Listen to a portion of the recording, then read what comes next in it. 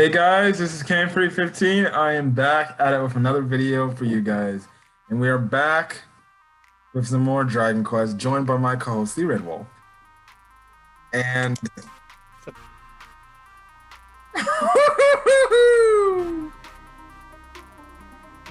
was great. This episode was great. And the reveal. I think we can all say I called it. Okay, I guess we called it because you also had your death speculation too. Yeah. We called it, guys. We called it. Yes. What a crazy revelation, but at the same time so predictable.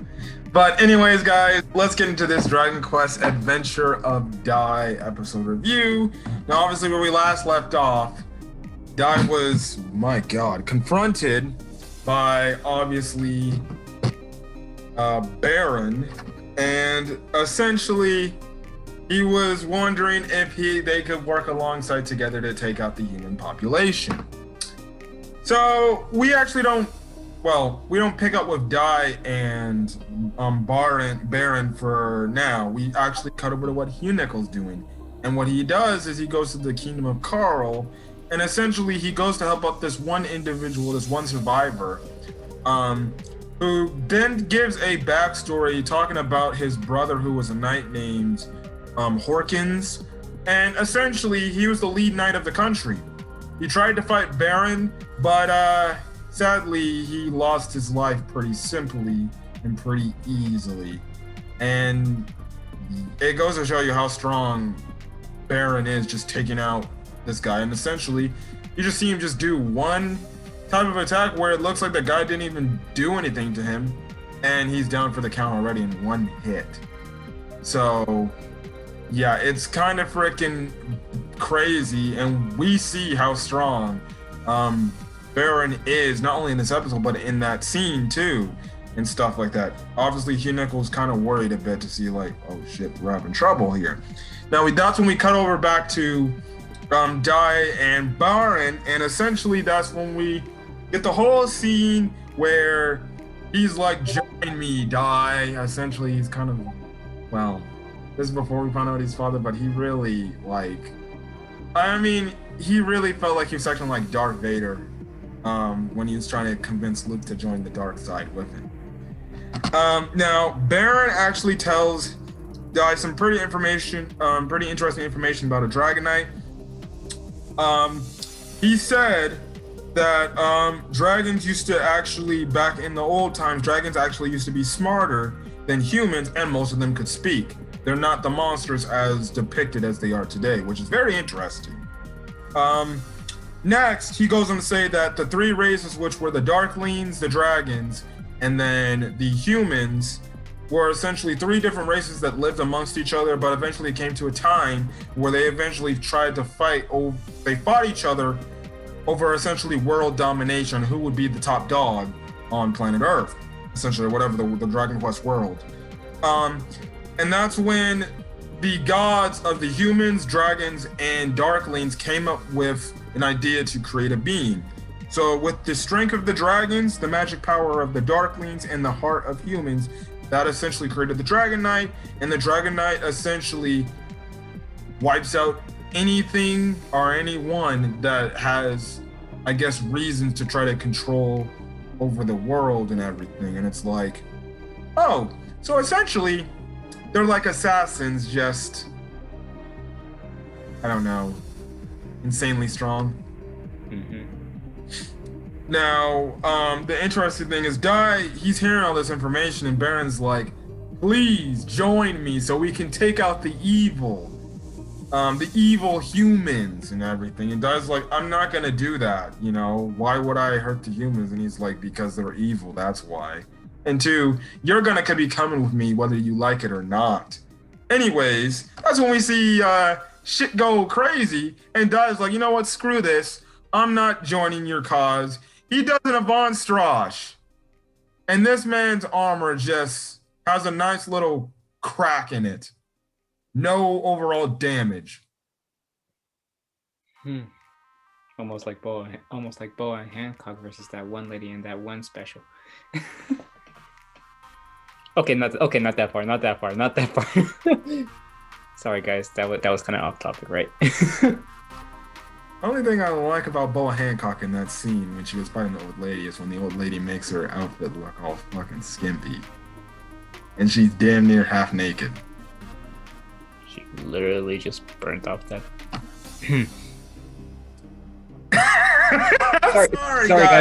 Sorry, guys. We're talking about Dragon Quest here. My bad. Yes, it's okay.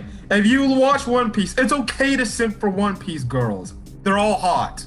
Well, a few Ish. are. Unless you're into Big Mom.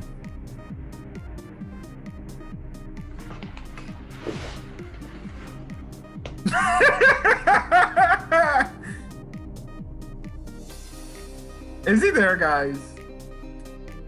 I'm gonna pretend he didn't say that, guys. Wait, what if I meant young Big Mom? Do we really know what she really looks like under that silhouette? I bet she was probably a damn stunning beauty. Now, don't ask me. I would not be messing around with current day Big Mom. Maybe Big Mom back in the day, not this current Big Mom. Anyways, no more One Piece. There's an image. Okay. No One Piece. If you want to see One Piece, you can check out my review tomorrow night. Anyways, what happens next is that's when Baran essentially does his, charge up attack, and he essentially just kicks them all out of the water. And also he can float like he's a Dragon Ball Z character, but it's okay, I know. Anyways, Dai is essentially looking at all this nonsense, and they're essentially like, oh shit, we're all screwed. Now, Pop tries to get involved in the whole aspect after everything that's kind of revealed, in terms of Baran wanting to bring Dai to the Dark Army to work with the Dark Army. And we see Leona's trying to heal Dai, and Pop's trying to hold Baran down with, I'm guessing, what looks to be some gravity spell. That's what it looked like to me, try to hold him in place. But, Donk. But no. It doesn't, work. So, he manages to walk like a boss, like that one time in Dragon Ball Super when Hit tried to stall him with pressure type of way and you had Jiren walk through it. It's the same thing here. Just looks a lot cooler with the animation here. Oh yeah, by far. Yeah. Like, you actually had like a freaking like aura bubble purpley gravity thing trying to hold him down, and he's just like, you think this can stop me? Well, too bad. He blows Pop away with utter ease. He blows everyone away with ease. Oh, yeah, he blows them all away. And then this is when we get the crazy revelation. Would you care to explain? Yes.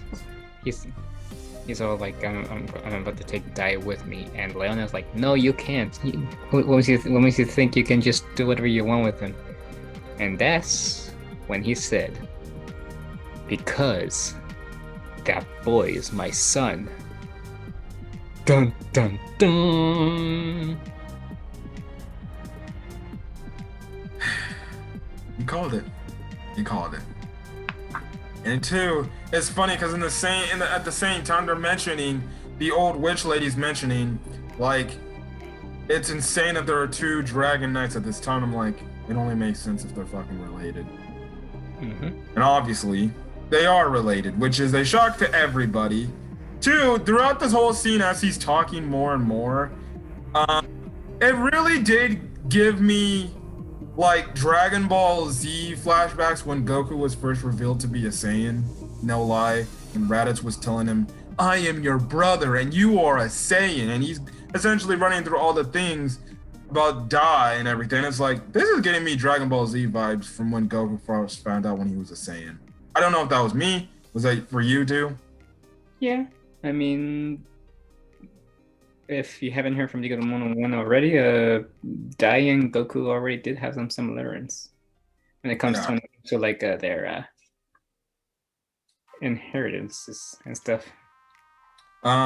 We do find out that Dai has a different name. His real name is called Dino. Yes, like Rhymesteil's real name.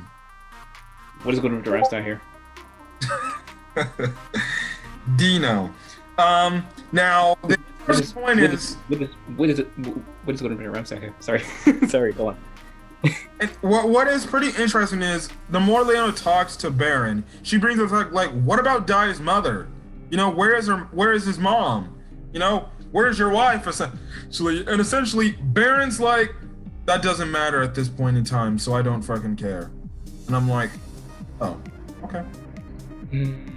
Actually, about that, I don't know if you remember from the very first episode where like it showed Ivana fighting the Dark Lord, Adlar. I think there was also a scene. There was a man holding a woman in his arms. I don't know if that was him.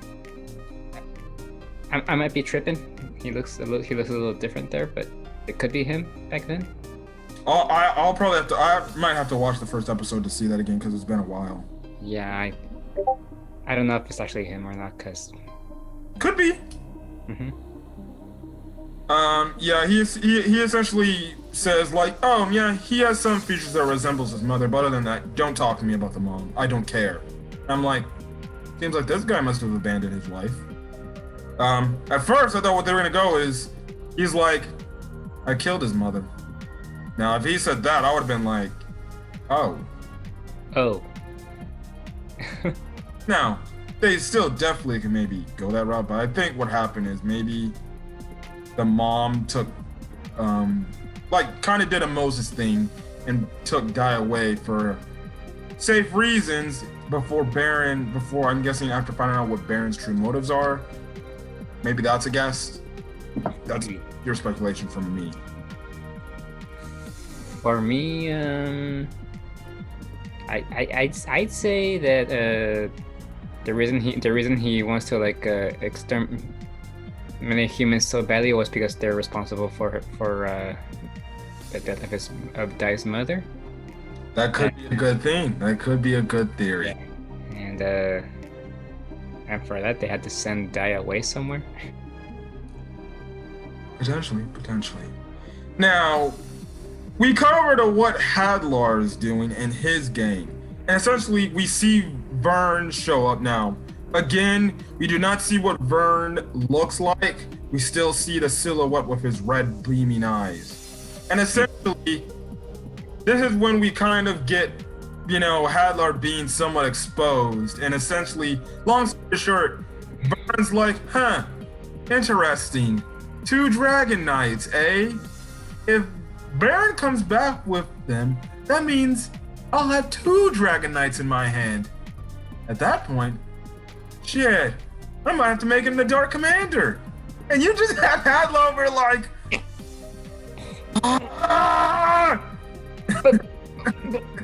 but Dark King Baron, He was like, listen, that's when Vern's like, you know what? Screw it. When he brings him back, he's gonna be the Dark King. He's gonna be the Dark Commander. And I'm like, yo! And that's when Zabarera's like, so this is why Hadlar didn't want me encounter Dai. He didn't want this shit to happen. Boy, if you don't get them. It was so freaking funny just to see Hadlar like, I'm gonna kill that motherfucker. So, a good question is, okay. A good question is, I don't know if Hadlar will try to kill Baron because it seems like something crazy is gonna have to happen for Baron to be defeated. Sorry for that, but now we know why Hadlar seems like he has some sort of vendetta against him. And it's funny too because they didn't even know this dude was Dai's father. They didn't even know. And it's funny. I like the one assassin Scythe guy. He's kind of egging fucking Hadlar on. He's just looking at him. He's like, "Oh, I'm exposing your ass on to the master." And he's just saying all these things, and Hadlar's looking at him like, "Shut the fuck up, motherfucker." He's like, no, this guy, he's failed to kill Dai how many times? Yeah, I think you should really trust Baran, please. And it's funny too, because the way he looks like he's smiling. So it's like he's got that sly smirk on his face, like, I'm about to expose you, and you're not gonna be Vern's favorite. So I'm just gonna say I'm loving the assassin guy.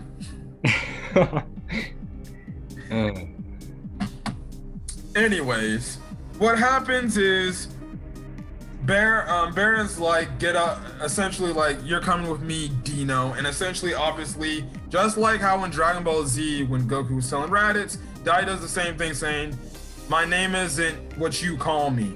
My name is Dai, and I'm gonna be fighting for the humans, and that's who I am, essentially. Same thing like when Goku told Raditz, my name's not Kakarot, my name's Goku, and I'm to defend, and this is my home, yada yada yada. We know if you've seen Dragon Ball. And essentially, Baron's like, okay then, if you're gonna fight for humans, then I guess I'm just gonna have to kill you, so no hard feelings that you're my son and everything. So, yeah. Okay. And that's when, okay, Dai does an amazing thing where he channels his inner Dragon Knight. And that's when he goes through the air, he gets a Zapple spell to come down on his sword, and he does this move called Zapple Strash. So, yeah, okay, you would think, okay, this is a badass attack. This is a very badass looking attack. You would think this would take out, or maybe damage, Baron. But this motherfucker absorbs the fucking attack into his own fucking sword. And what was the move called? Giga what? Giga Break. And in order to charge up the sword more too, he uses a move called Kazap. And then this man went out full on Giga Break. I'm like, oh, MFers are dying. Mm-hmm. So Dai eventually gets tossed into the lake. Eventually he's probably gonna be taken out of the water by Leona and Pop. And that's when it looks like all hope is lost. Freaking Crocodile shows up. You got his name right! Oh my god, accomplishment. I feel like I should say Crocodile just to piss you off. It wouldn't piss me off. It would just make me say like relieved I haven't learned.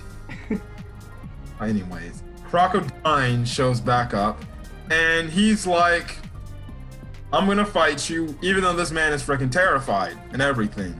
Essentially goes through the reason explaining why he's on Dai's side and everything, telling Baron this is why I fight with Dai. And that's when you have a moment where he brings up, the light in the sky, essentially saying that Dai found a good side within him where he could see the light of the day. And that's when Baron kind of thinks about something, and we see a image of his wife named, hold on, let me check my notes, named Sola. So, again, my guess, now after my co-host brought the effort of saying how much it seems like this guy hates humans, I'm starting to believe his potential theory that she was potentially killed by humans, or very evil bad guys, and he takes offense to that. Perhaps. Now, the episode essentially ends off with Crocodile freaking charging in with his battle axe, looking like he's gonna try to chop off Baron's head. But it seems like the aura is too powerful. Dragonic aura. Yes. Essentially, his draconic aura is like a little barrier for him, and it stops it shatters his Crocodile's mother effing axe, like, to pieces. Like, it's gone, like, dusted. And I'm like, what? And essentially, Baron says that the aura is a Dragon Knight's supremacy. And essentially blows back Crocodile. And essentially the episode ends off with him unleashing this insane aura. Okay. Now please tell me, how the hell are they gonna defeat this guy? Dai, of course. Or should I say Dino, or should I say what's gonna make it rhyme style here? Yeah. Maybe everybody can call Dai rhyme style now. Dino. Rhyme style dying now. Anyways, it was a very good episode. The revelation was crazy. Again, it gave me Dragon Ball Z / Star Wars vibes, although Baran never said, join me because I'm your father, Dai. Even though I think he said that when he was talking to Dai after explaining the truth, but hey. That was basically what he was saying anyways, though. Yeah. But very good episode. Animation was really good. The aura on Baran looks effing amazing. And it looks like, again, if you see in the next episode preview, the animation is going to be off the charts next week. Anyways, I think we're going to get out of here. So hopefully you guys liked the video. So if you guys did like the video, leave a like.